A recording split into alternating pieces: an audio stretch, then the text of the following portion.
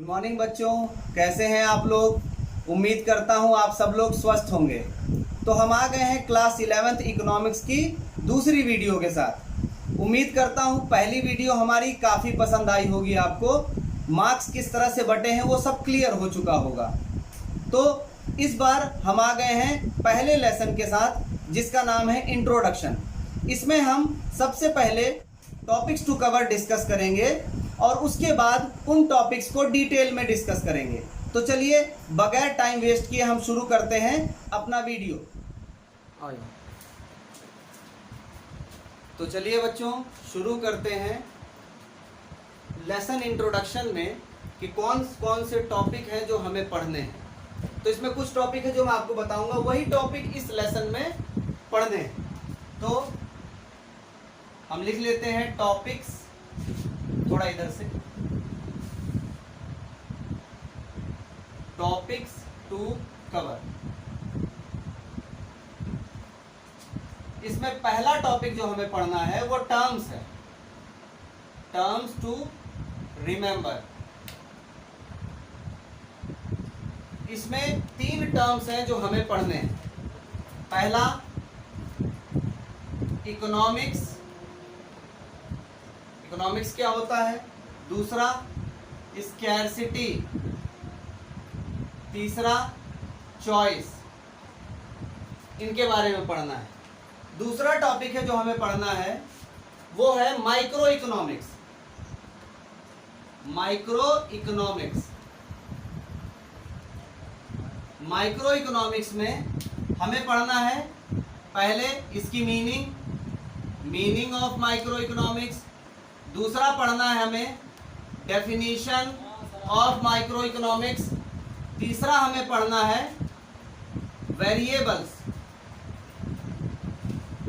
चौथा हमें पढ़ना है स्टडीज। और पांचवा हमें पढ़ना है डिफरेंस बिटवीन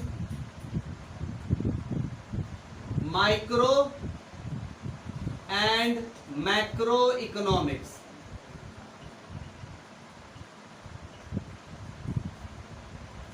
नेक्स्ट टॉपिक जो हमें पढ़ना है वो है पॉजिटिव एंड नॉर्मेटिव इकोनॉमिक्स। इस टॉपिक का सिर्फ 2 चीज हमें पढ़ना है। एक पढ़ना है इसका मीनिंग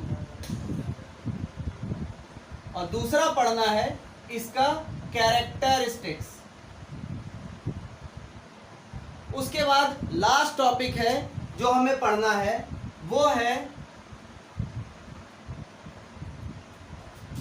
इकोनॉमी।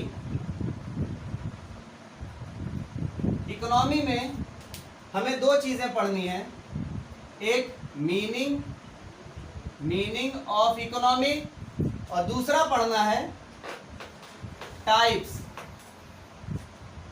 टाइप्स में 3 चीजें आती हैं, यानी आपकी जो इकोनॉमी है वो 3 तरह की होती है। एक कैपिटलिस्ट, दूसरा है सोशलिस्ट और तीसरा है मिक्स्ड। इन तीनों के बारे में पढ़ना है। अगर आपने ये टॉपिक कवर कर लिए तो ये पहला लेसन आपका कंप्लीट हो गया। तो चलिए जल्दी से इसे नोट कर लीजिए। तो चलिए बच्चों हम शुरू करते हैं अपना पहला टॉपिक जो कि टर्म्स टू रिमेंबर था। इस टर्म्स टू रिमेंबर में हमें 3 टर्म्स पढ़ने हैं। पहला इकोनॉमिक्स, दूसरा स्कैरसिटी, तीसरा चॉइस। तो चलिए पहला इकोनॉमिक्स के बारे में पढ़ते हैं।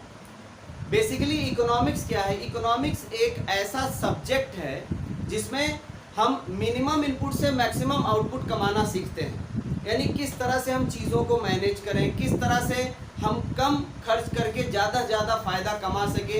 ये सारी चीज़ें जो है वो इकोनॉमिक्स एज अ सब्जेक्ट में पढ़ते हैं। बाकी हम देखते हैं कि हमने कुछ लिखा हुआ है, इसकी कुछ मीनिंग है जो कि आपको जानना है।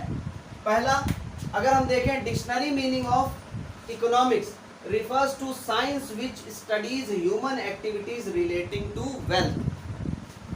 तो इसका मतलब ये हुआ कि इकोनॉमिक्स का मतलब ये है कि जैसे हम कोई भी चीज़, हम कहीं काम कर रहे हैं तो हमारा मेन मोटिव होता है, सोशल सर्विस तो हम करते ही हैं, बाकी मेन मोटिव होता है कुछ हमें उससे पैसा भी मिल जाए, तो वो सारी चीज़ें इकोनॉमिक्स के अंदर आती हैं। तभी देखिए लिखा हुआ है, dictionary meaning of term economics refers to science which studies human activities relating to wealth. यानी हर वो आदमी जो काम कर रहा है और जिससे उसे 4 पैसे मिल रहे हैं, वो कमा रहा है, वो सारी चीज़ें इकोनॉमिक्स के अंदर आ जाती हैं। ये इसका डिक्शनरी मीनिंग है। दूसरा, इन इंग्लिश लैंग्वेज, अगर इंग्लिश लैंग्वेज में हम देखें तो इकोनॉमिक्स जो वर्ड है वो 2 वर्ड से मिलकर बना है, 2 ग्रीक वर्ड से मिलकर बना है।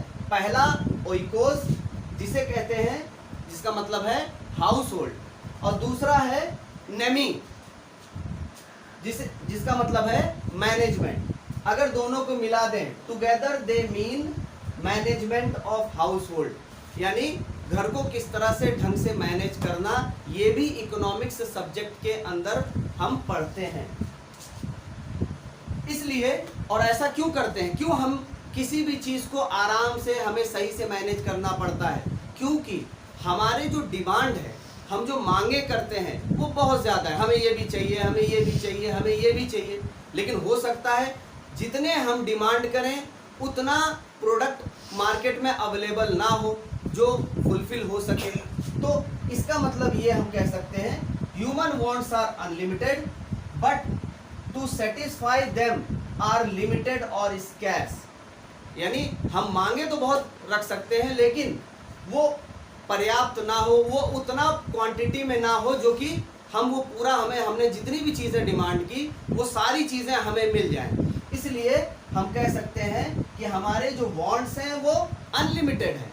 हम इच्छा तो बहुत रखते हैं, लेकिन सारी इच्छाएं हमारी पूरी नहीं होती हैं, क्योंकि हमारे जो मतलब जो रिसोर्सेज हैं वो बहुत स्कैर्स हैं, कमी है उनकी, इसलिए सारी इच्छाओं को हम पूरा नहीं कर सकते।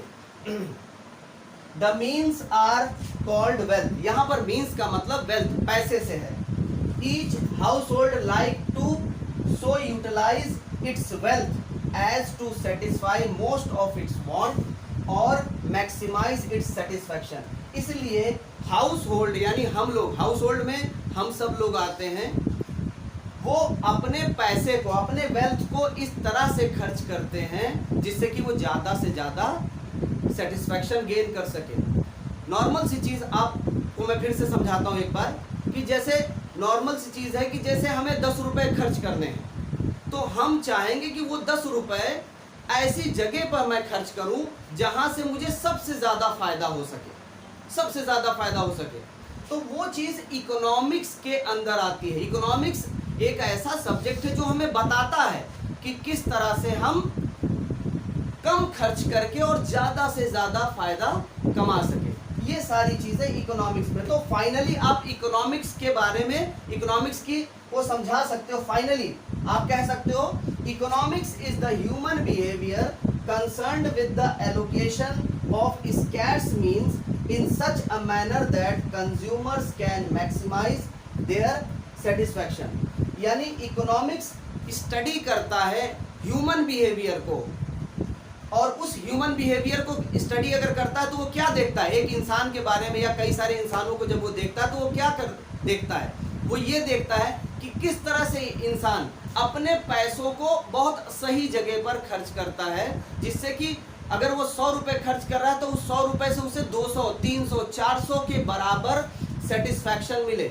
आप भी कभी जाते हो मार्केट में तो आप फर्जी ऐसे पैसे नहीं लगा देते हो। आप अगर 100 रुपये खर्च कर रहे हो तो आप जिस सामान पे 100 रुपये खर्च कर रहे हो, उस सामान, जो सामान आप खरीदते हो, उस सामान मतलब उस,